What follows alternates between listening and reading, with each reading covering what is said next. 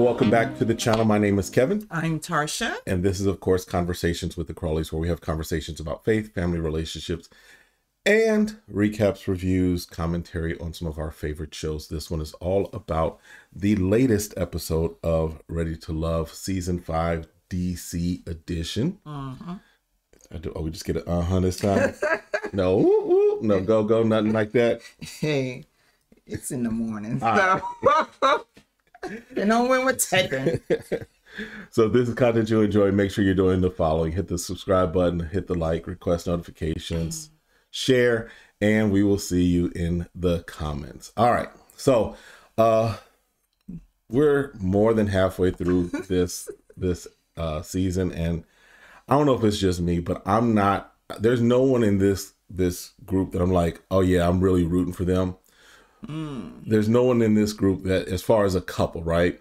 I think stand-up guys are Phil and Walter, as far as what I see. I think those are probably two of the guys that I'm like, okay, they should be able to find someone. And then on the ladies' side, I'm going, I think Shiloh is probably the one that I think is probably the one I think is probably going to have the best opportunity.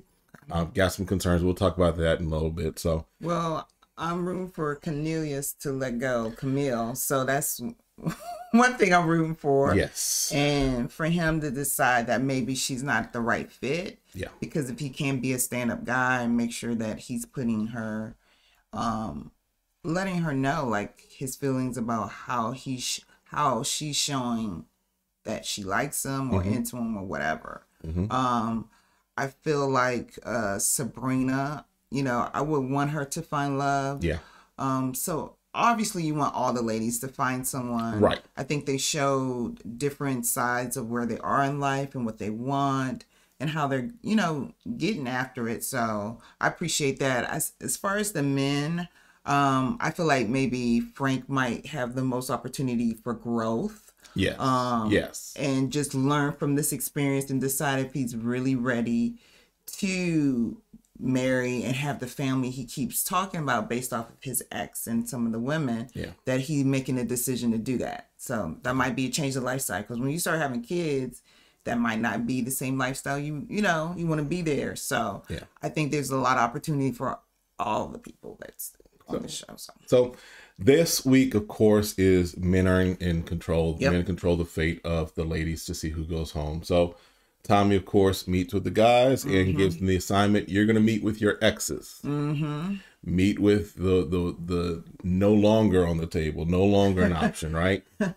But someone who can really give you insight about from their experience of being with you, and then them talking to the ladies and who they can see that's a good fit. Because anytime you're in a relationship with someone for a long period of time, even though it didn't work out for you, right, you can kind of see, especially if you're still able to have that friendship. Right. If you still, especially if, like you said, if you still have that friendship where the romance side didn't work out, right, but you still have a connection as far as a friendship. Right. Right. So Cornelius meets up with his ex, Tanika, and they have Camille over to his house, right? And go ahead. I always feel it interesting on who they're interested in currently and then who their ex was, because it seems like a very big contrast in some sense. Yes. And I guess it's because of who the women that the cast picked, the Ready to Love production team picked. Right. So it's interesting to see the women that they were dating. Right, because Tanika seemed a little more reserved compared, because Camille is just over the top. She, her looks are just irritating to me, but that's me. Right. But so there's that contrast, right? Right. And so, she is, and did you pick up on how Camille immediately was like, oh, there's another set of heels here? Like, I guess it gave the impression that Cornelius is like, look, take off your shoes when you come into my house. Right. And she sees another pair of heels. So she's immediately like, okay, something else going on. So, right. So eagle eye for that, right? But they have the conversation, and Tanika's like, okay, he wants to be celibate. Where are you with that? What does that look like for you? And she's like, yeah, if that's what we agree, if that's what we want to strengthen our relationship with God, then that's what we're going to do. Go ahead. I think since we're using the word pageant this season, I think it was a very pageant answer. I'd rather you be honest, like, you know what? I've been sexually active. So it'll be a challenge for me. Right. But I'm willing to put up with the challenge because I'm interested in Cornelius. I'd rather you say that than based off what your friend said that is not likely. Right. And I'm concerned that she's setting up her relationship to fail if you can't be honest of what you can do. Right. Say it's a challenge. Right. Say, I'm going to want you. And I might try some things. Are you willing to hold up and to help me to hold up while I'm transitioning? Shoot. And I okay, so if you're listening, squad, you know that we are pastors also in life, right? And I never want to question someone's faith, right? I never want to question someone's walk with God. That's not something we ever want to do. No, but I get the impression that some of her statements that she's making are more for the relationship with Cornelius than her actual feeling. And the reason I say that is because remember last week with her friends were like, girl, you gonna be able to do that? Because that's not you. So now when she's with the ex who is bringing up again the celibacy, bringing up his faith, all of these things, she gives these pageant answers. So I don't want to question her faith because but I question her sincerity on some of these. I would say I would question sincerity. Right. Because you're struggling in one area doesn't necessarily say that there's a question in your faith. Agreed. It just be an area that you're going to have to work on. Right. An area you're going to have to fast. But is she working on this because that's what she wants to work on? Or is she working on this for the sake of Cornelius? And that's the wrong motive. Because if I'm working on it just because of who I'm dating, then that's where I say, okay, that's what I'm saying. When I say questioning faith, I'm not saying her faith is wrong or faith is off or anything of that nature. But I'm saying if she doesn't feel convicted or not convicted, but if she doesn't want to make that change because of her walk with God and she's making it more for her walk with Cornelius, then that's where I question her sincerity. That's where I question her authenticity. I question her realness and who she is. I think it's just being honest with yourself, because I think when you're in a relationship, it should try to make you better. And if this points out to her that, hey, this is something I didn't think about, and maybe this is what I'm missing in the other relationships that I may have been sexually active with, but I couldn't commit to go to the altar with. Maybe this time around, I need to be celibate, and he might be the one that helps me, and I end up at the altar. So I think we have to give that perspective as well, So yeah, and so the friend basically is like, yeah, she gave some great surface answers. It's a matter of what's beneath that, what's below that. Exactly. She's like, you know what? Multiple relationships not gonna, diss anybody because they've been in multiple relationships, but 3 engagements, that's a little different, right? A little bit different, but she also looked at the glass half full, saying, at least it ain't 3 divorces. True. Which is good. So the question is, I think for any woman, if you're being proposed to, I think you should know before time, is this the person I want to marry? Right. Because if you're in a year relationship and you're not sure if you want, because of some of the red flags throughout the relationship, and he throws the ring out thinking you're going to marry, you might need to pause. Just say, you know what? Let me think about it. I'm so sorry you done brought the whole world. Wait. Listen. But to be sure, and then be engaged, and everybody like, oh, happy for you. You got the ring, and then you have to give it back. Yeah. So if there's going to be embarrassing moments, you might as well make it all up in front. Exactly. All right. Then on the other side of town, Phil meets up with Shiloh and Tasia and his ex, right? His ex is there first. Phil gets there. Then Shiloh gets there. Then Tasia comes late and complains about seating. And now this one, it seemed spot on. So Shiloh and his ex, they look similar. You know, like in hair texture, kind of how their gestures and stuff. So I was like, oh, I can see why he's feeling Shiloh. Like we've talked about this while we were watching this. I'm like this. If you had a problem with where you were seated, get there early. I know you indicated getting there early, which I'm always about being anywhere early. To be early is to be on time. To be late, to be on time is to be late. And to be late is unforgivable. And if you complain about your seating, you just got problems. Okay. That's one perspective. My perspective, if you come in and you don't like the seating and you're supposed to be such a boss and in control of things, then you should have asked the ex, I'm sorry, I need to sit beside my boo, and ask her to move over. So my thing is this, if you're such a boss and in control, then you would politely ask her to move over because you want to sit beside him. Instead of complaining about where you end up sitting, you make the right moves. If you're not gonna make that move, then be more like, I'm gonna be open to the experience and I'm gonna shine. At some point in this, I'm gonna make sure I shine. She didn't do that. No. When they start asking questions, she's so worried about what didn't happen. Right. That she can't even get her answers off about why would she be a good match. Right. Because, you know, the ex asked a question and Shiloh just jumps in with the answer. Shiloh's like, look, we having a conversation. Right. Even Phil pointed out, he's like, he never saw I would say insecurity. He never felt right. Because there was a palpable insecurity off of Tasia that night. In that night. Whereas Shiloh was like, look, we're going to go for this. I'm comfortable. We're going to have this conversation and I'm going to shine. Yeah. And I think, as we'll see a little bit later, I think that's what attracted Phil to Tasia, is that she came off as having confidence, feeling the boss, like she's making moves. But if you're going to make moves in the business, you got to make moves in other areas. Yep. So, yeah. So, you know, they're continuing on there was one other thing. He asked another question. Yes. And Tasia was like, I'm not answering that. I'm over this. I'm done with this.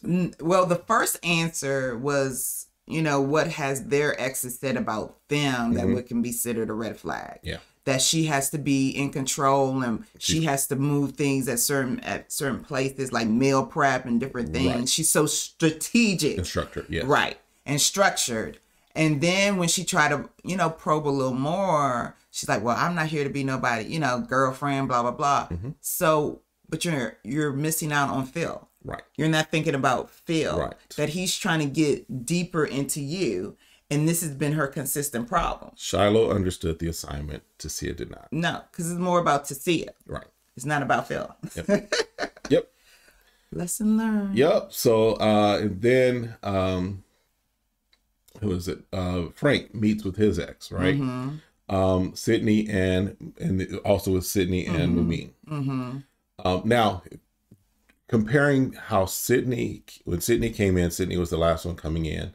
Sydney came in, she found the seat that she had initially, right? There's a segment in there where she goes and she wipes Frank, I keep on calling Phil, but wipes Frank's head, what have you, and then she adjusts the seat and she sits where she wants to sit, across from Frank, in a better spot than where she was originally. She controls the situation. If you look at it, the ex-girlfriend is not sitting in front of Phil initially. Frank. Now you got me saying Frank. And when she comes in, she wants to sit on the opposite side and moves over the ex-girlfriend in front of Frank so she can ask questions. When she gets up, in turn, you know, the ex-girlfriend kind of moves and she sits there. So to me, she was in control of her environment. Right. She made the place to get up from where she was to touch Frank. Yep. To make some type of interaction. Yep. So that's what I'm referring to. You may not get initially what you want, but if you're indicating what you want, then you make moves to make it happen. And that's what men look for who's in tune will see if there's, like, you have a question between one woman and another.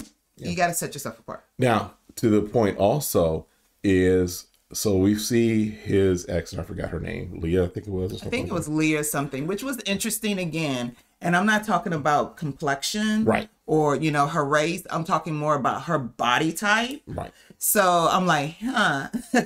Because when her and Frank are talking afterwards, she's like, you got two very different women. Well, if we're honest, there were three very different women that were there. So there is no way to see what Frank's type is, right, based upon what we've seen. Right. Because you don't know if Frank's type is more like, I need a party girl who's gonna understand the atmosphere I am and can hang with the atmosphere I am. Because if you remember, Frank also had a connection with Alicia early on. So Frank seems to be like, look, whatever's breathing almost. Shut up. No, you didn't say breathing. You know, I think this is where I'm talking about his growth. Yeah. And I think his ex mentioned something about him needing to make a decision on what he really wants. And let me say, I'm not saying whatever's breathing like as an insult. I'm just saying he doesn't have a type. Right. He doesn't have. He doesn't have a type. Yeah. Let me just. Thanks for cleaning that up. I'm not. No, they're all attractive women, right? Right. So I'm not saying that as an insult. I'm saying that he does not have a type that we can lock it down and say this is who he's going for. Thank you for correcting. Yeah. So. And I think that's where I'm saying he needs to grow, because at this point in your life, you should know what you're looking for. Right. And it doesn't mean always physical attraction first. We have to determine, okay, what's inside of a woman that you really see that's going to be fitting, and then follow from there. Right.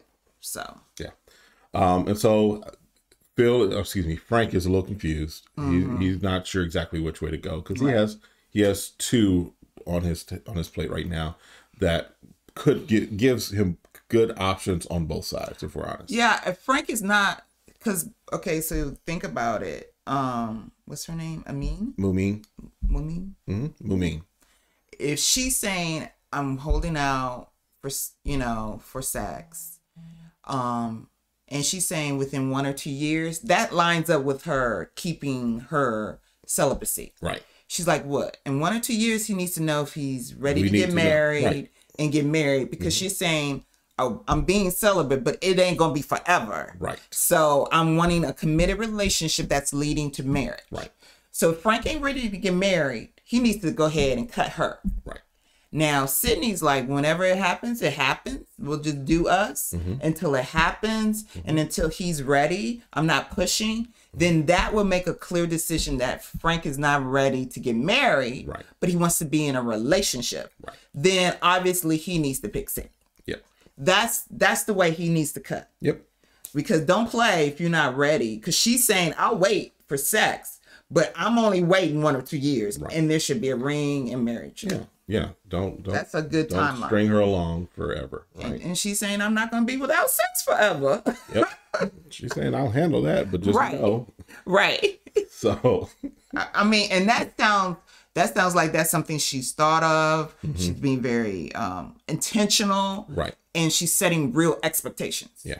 Because you're just saying you're going to hold out. But if 2 years, not forever, you need to go ahead and move on, sis. Because forever is a mighty long time. And I'm here to tell you, there's something else. Shout out to Prince. All right. So Walter meets up with his ex. Right. And then Sabrina is there first, right? Correct. His ex has steak knives on her hands. Shut up. Because she's got nails like out to here that she's got on there.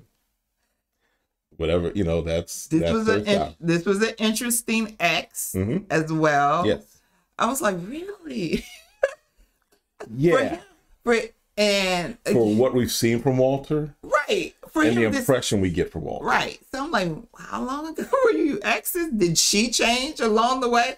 So I find that interesting. I would love to know the background on that. Right. But she seemed really nice and very, had a good head on her shoulder when she was talking to Sabrina and trying to really ask her questions. I was disappointed in Sabrina because here you have an opportunity to meet someone that knows that knows, Walter. Right. Just like you brought 5 of your friends over to grill your potentials. Mm-hmm. You're telling me you're not going to take the time to say, well, tell me some of the, how did you handle arguments? Like, or things.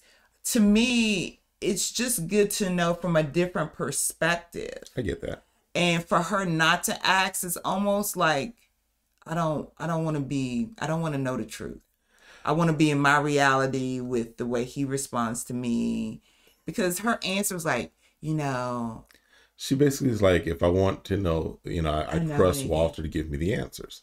So on the flip side of that, I'm gonna play devil's advocate on this. Please do, because I don't have as much of an issue with Sabrina's response, because what I get from her was, because if we understand the assignment is for the women to kind of help give the exes to give insight to the guys on which one they think is more. So the assignment really would have been for Walter's ex to ask questions of Sabrina. And I believe she was. And she was. And Sabrina, I don't think, cut that off. Right? She didn't cut it off. But when Sabrina's assignment, if in what the assignment was, Sabrina's assignment was not to get more information out of the ex. Because, hear me, for some people, I'm not going to ask about your exes from the standpoint they're your ex for a reason. And so if I'm comfortable and confident in the relationship that I have, excuse me, or the relationship that I'm building with this person, I don't necessarily need to have your views tainted or actual. I'm engaging in this process to figure out for myself whether or not I want to move forward with you. And she's basically saying, I trust that at this stage, Walter's giving me no reason to question whether or not he's being factual and actual about where he is. So I'm going to trust my process with Walter, because let's just be honest. In a normal situation, do you go and ask the ex of the person that you're interested in for the dirt, the tea, or what have you? No, you leave that because they're not. They're not in a normal situation. You're in a fast pace to make a decision if you want to try to be ready in love with this person and you want to say yes to an end of a very fast process. Mm-hmm. And so to speed up the process, as many people you're going to meet, because at some point they're going to meet family. You're not going to ask questions of family either, of what he was as a child. Family is different than an ex. Not when you pick the ex and you ask them to come, then you know that what they're going to say about you is the most honest thing because they're in front of you. And you have the opportunity to say why you did what you did at that situation because you brought them to the table. So my thing is this. It could have been something positive, but you could say something or ask something that may have been curious to you. Because unfortunately, everybody fit, kind of like, they could exaggerate a little something. And the ex could exaggerate something too. So but I don't fault Sabrina for this. I don't hold it as a red flag against Sabrina. I think it's a red flag because to me, it's just like, I just feel like that you're not being very I call open. it confidence. I think she's confident in her in what she's building with Walter. I don't think it's confidence because also you can feel like someone's being confident, but at the end of the day, there's fear that I really don't want to know. I want to live in my rose glasses. And since it seems like everything's going right for me, why muddy the water?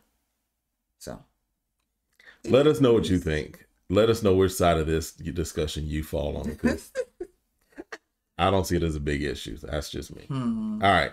So anyway, Sabrina's finishing up her conversation, and then Mumin shows up, right? And then Sabrina does all of a sudden, she like, I got a fitting. I got to go take care of business. Well, she was surprised that she was there. She was, yes. And, you and Walter never talked about, first of all, your expectation is that there is no one else. Well, why would you think there's not someone else? But I'm good. They're good. So yeah, she's a little put off. She is a little She's put off. a little put off. So she does, but you know, because the ex-girlfriend does ask, you know, is there some crazy there? She's like, look, I'm too for that, right? She's basically, I forgot what she said, but she's like, I'm not. I don't get. There may be a different level of crazy from Sabrina, because I think everybody has some crazy. That's what I'm saying. Everybody has some crazy. And I'm like, if I'm crazy in love with this, even if you want to spin it to make it positive for yourself, yeah. When the person I'm crazy in love for him and he lets me down, or my expectations I have for him is not set, yeah, you're gonna see a little crazy. Okay. But for you to be like, I'm so too classy for that. You know what? I'll get someone else to slash his tires. No, you know, like, just tell me. Listen, send someone else. Listen, stay clean. Hire out, right? Just tell me what am I going to be looking for when I see you when you're upset with me? Am I going to just get all my clothes going to be neatly folded and put outside the front door? If I'm really good, be thrown from the window? But if I'm really good, you'll never see it coming anyway. So that's what she's saying. You ain't gonna see it coming. Listen, I ain't gonna tell you my secret. I'll be sitting next to you while the windows of your car getting busted out. Is basically what she's saying, right? All right. So Mumin then has the conversation with the ex, and again, the celibacy issue comes up, and Mumin is again like, I'm holding out, but I'm going to still give you those clues and those vibes to let you know that it's going to be all good when it's all good, but until it's all good, it's not happening. Right. So. Right. And that's something for Walter to think about. Right. You know, I get it. I get if you're having sex, hey, it's like getting off of drugs. So if you're on it and your body's telling you something, you have to see, do I have a strong enough connection that I can wait for this person? That means you have to decide real quickly, do I want to get married, have kids, and move on? Yep. That's what it is. All right. So the ex basically says that he feels that while Sabrina is more his style, his type, more what would be a better fit for him from physical and where she is in life, he thinks that Mumin is the safer and easier choice. That she's the safer choice. Yeah. Which to me, again, in love, do you want the safe choice or do you want the one that is going to that you want? In other words, if I'm choosing this person just because they're safe, am I missing out on something because it may take a little more effort, but the reward may be greater?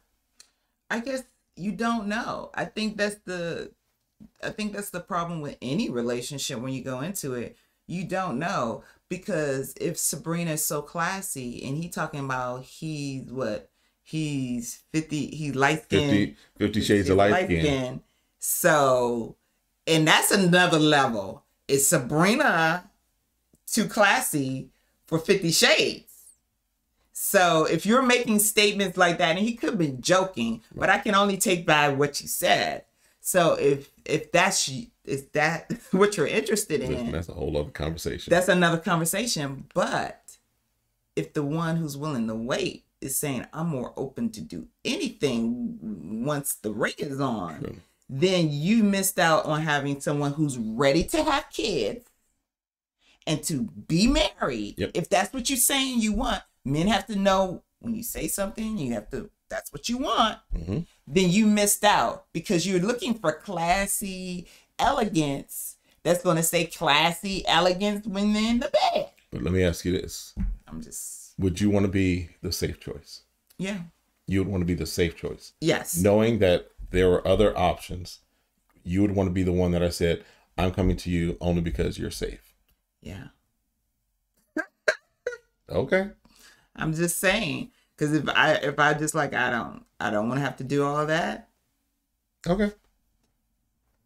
All right. So then Dante goes out to his ex, right? Stacy was her name. And Zadia shows up. Now, I'm a little, we don't know for sure, but I'm a little put off. I would want Dante to have he's got 3 baby mothers, right? He has 3 kids, right? And I think that we've discovered that there's 3 different women in that situation.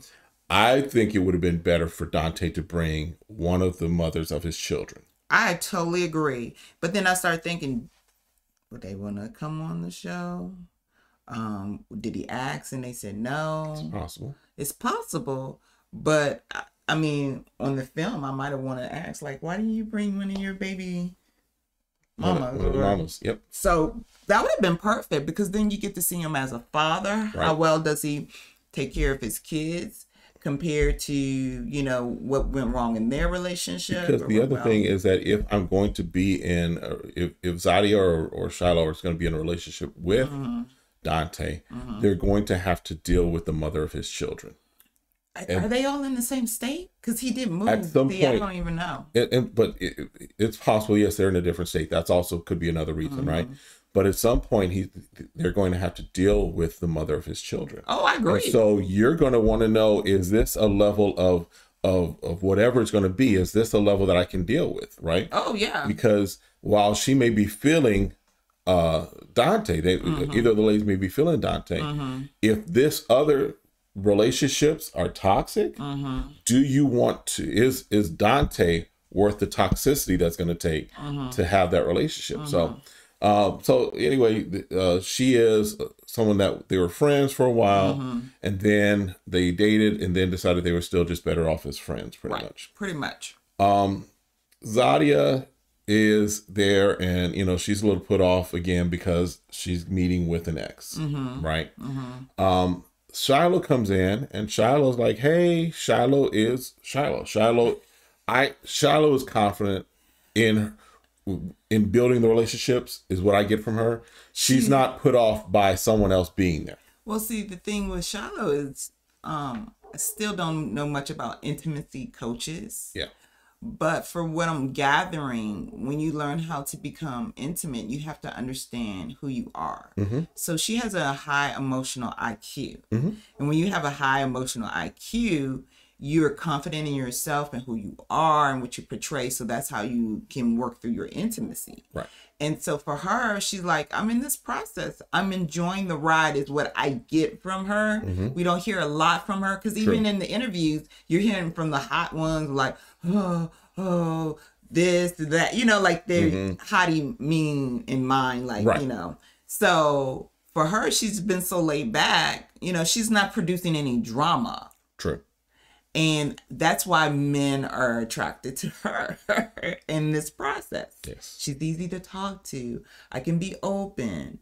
And so I think, again, even in their conversation, when she was asking questions, everything was to look at what's positive about Dante. Right. And whereas Zadia, as Dante's ex said, Zadia was digging for the dirt. Zadia was like, okay, what's the red flags? And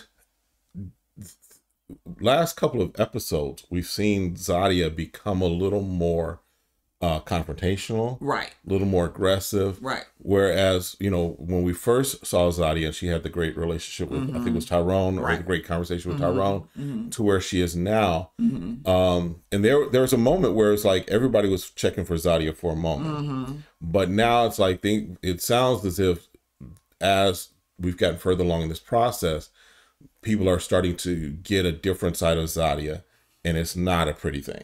Yeah, I think, again, I feel like she has a wall up, and she's been hurt.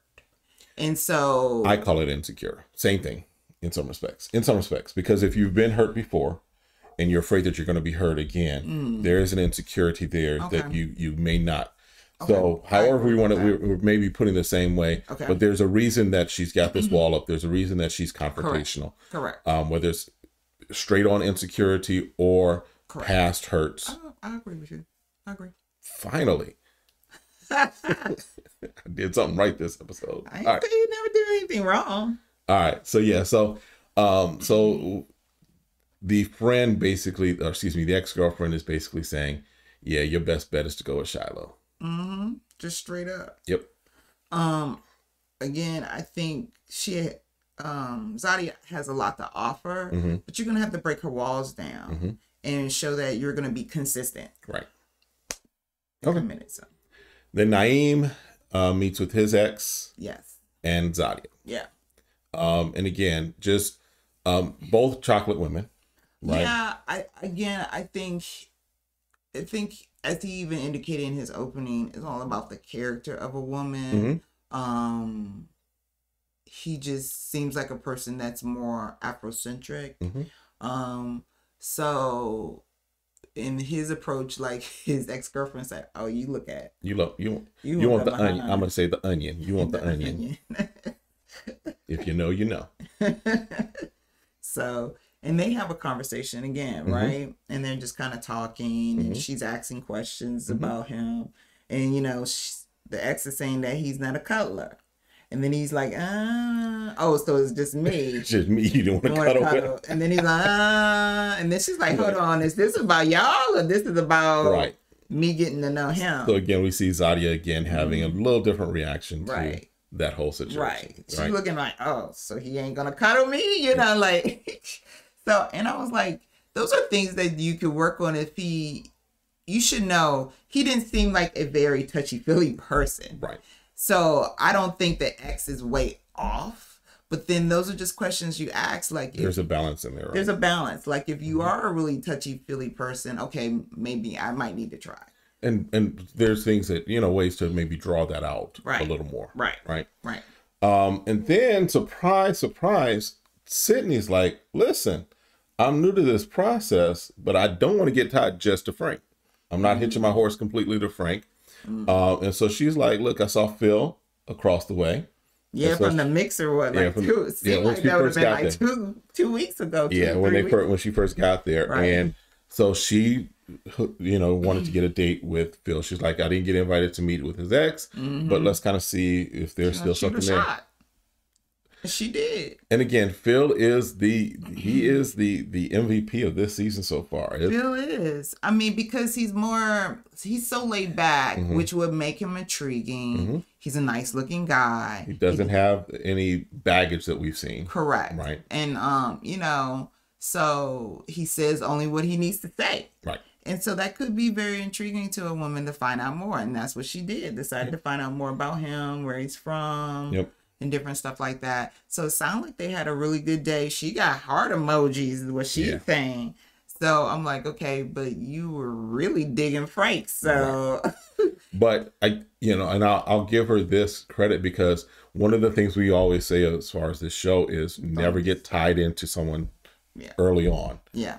And so for her, it's still kind of early, even though for everyone else, it's starting to wrap up, right? Right. So she is at least entertaining the thought of, I'm not just going to just go with the one who first caught my eye, and really caught my eye because we kind of knew each other from the industry. But I am going to at least begin to investigate someone else that is there, right? Right. All right. Yeah, and I think Phil was like, oh, she got a little depth to her because maybe he thought, oh, she's just cute, Right. So I don't know if it's too late for him to even explore that more, for him to make a final decision. Because right now it seemed like, Tasia is gone. So now he still has maybe two. So spoiler alert, yes. The men do have their conversation. Yeah, you just spoiled it all. I'm just talking. Just running off at the mouth. All right.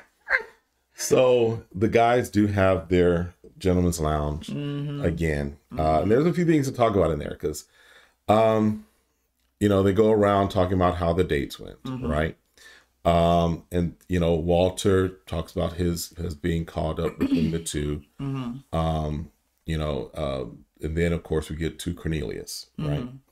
And Cornelius talking about Camille. And he's like, she, as the questions were asked, as far as, Camille asking, well, how long is she gonna stay? She ain't got nowhere to go, da da da. And Tommy's like, you don't see that as a sign?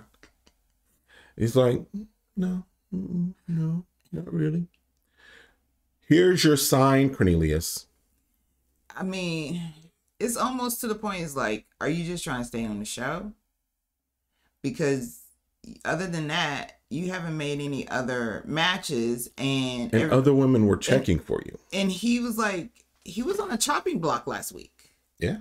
So I don't know if he's made any more connections or called anyone else, but I'm like, you're almost stuck with her. Camille got his phone. Shut up. You can't call nobody else. So I'm like, so are you staying on the show so you can pick her at the end when she really shouldn't be picked? But, or do you really like the way she's showing you interest? Right. I mean, that's the other question. Do you like that? You know, where it's kind of feels like it's a jealousy thing, and that's what you're drawn to. You want to see women fight over you. I don't know. I'm like, I'm confused why he's into that. I'm gonna give you, listen, Cornelius, brother to brother, man to man, run.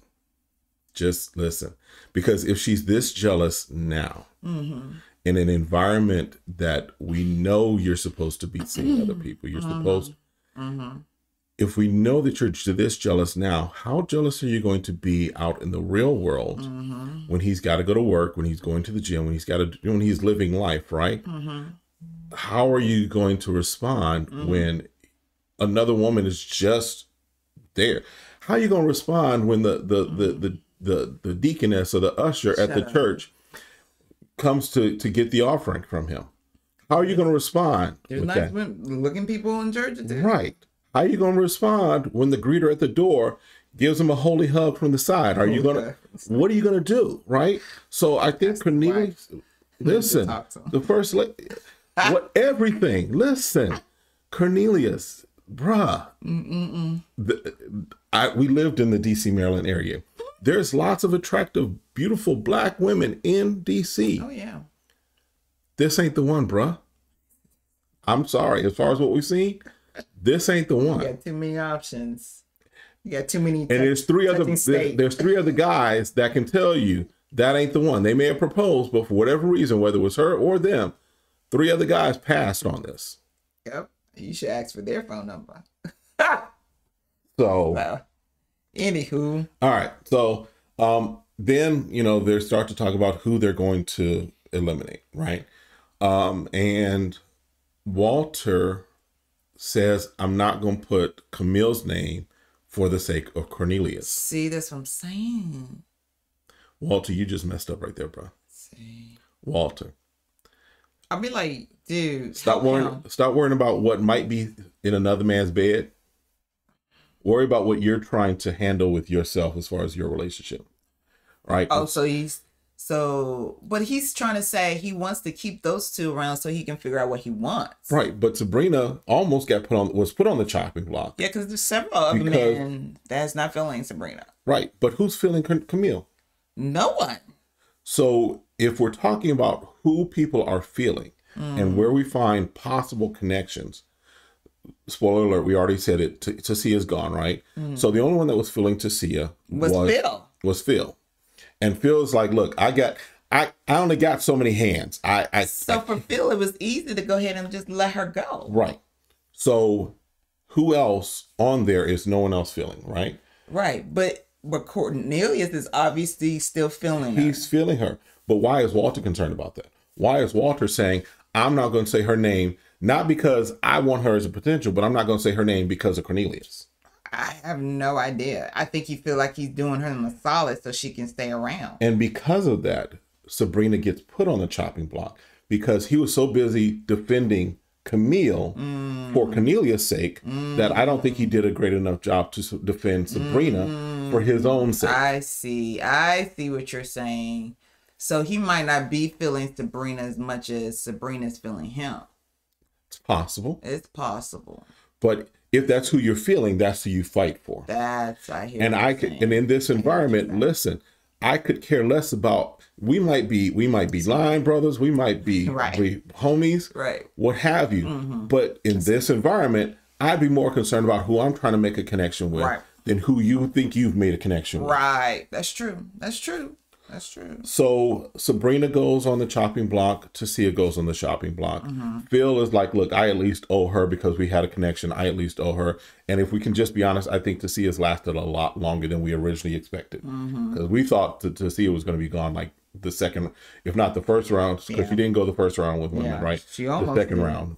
is what we were expecting her to Yeah. go. She almost went home. Sabrina, though, is having the conversation with Frank, and she coming in. She's coming in hot. Coming in hot. Like, she's like, look, I've been reaching out, but it takes two, and no one's reaching back out to me. No one's contacting me. So, yeah, and she's upset about that. And I think you were kind of talking how you felt like maybe some of the men felt a little intimidated by her in the way that, you know, she presents herself. And I can see based off of the men that's left, how that could seem that way. And maybe that's why they're not reaching out, right. you know, or if they're thinking like, oh, that's a good fit for Walter, but not a good fit for me. Right. But I think those are conversations that you should have with them, so they don't feel like, you know, I think anyone can feel like they feel rejected. Like, I'm reaching out, but I'm not like Frank, I called you 4 days ago and you just getting back to me 4 days ago. And he's like, oh, we talked more. I was like, okay, but you haven't been consistent. Right. You know, so again, but she has to know that if Frank ain't you in your top, why am I worried that he didn't reach out in 4 days? You know, I'm like, you have, again, this is where I feel like there's a balanced perspective. You know, yeah, everyone ain't checking for you. Right. And you shouldn't be worried that they're not, you know, texting you and stuff, because you're not even interested in them anyway. Right. And then the other thing to think about is the age difference, or the age gap. There is a big age difference between him. Ain't he like 35? So yeah, so a lot of the guys left, if I'm correct, a lot of the guys left are in their like mid 30s, maybe late 30s, right? Right. And she's 45, 46, somewhere in there, right? Oh, I think she's a little younger. I thought she was like 41. No, she's like 45, 46, I believe. Oh, because Walter's 42. Right. Okay. So Walter's closer in age to her. So there's also this thing, right? Yeah, and they want kids, and she's... So there's lots of reasons why Sabrina may be a great catch, but what's especially of what's left, may not find it, right? So next week we do see that they go on another trip. They go on like a retreat, which always is a great thing, because it helps one to again see who's really checking for who. You really begin to see who is really feeling each other, right? And so that's great for us to see that, but also great for the participants to see, okay, you say that I'm your number one, but if you spend all your time over here, am I really your number one? Right? So we'll kind of see how that goes next week. Predictions is because next week is a guy elimination, which right now we're out of balance, right? Because I think there's 5 guys left, but there's like 7 or 8 women left. Are there 7 or 8 women? I mean, we got Zadia, Shiloh, Sabrina, Aisha, Zadia, and who else? Somebody else, and Camille. Oh yeah. There's like 6 or 7 women left. I think I may have missed one in there. We should have gotten rid of more women. Right, because remember they had a time where there was 2 guys that went home at the same time. Yeah. So we haven't had that balancing act yet. So so we might have a double elimination where we have a guy and a girl go this time, or man and woman go. We'll see. But again, definitely make sure you hit that subscribe button, hit the like, request notifications. We'll see you in the comments. There's lots happening. We'll probably be talking about this even more as we go further along, as we get closer towards the end of this. All right. Have a great one. We'll see you next time. Be blessed.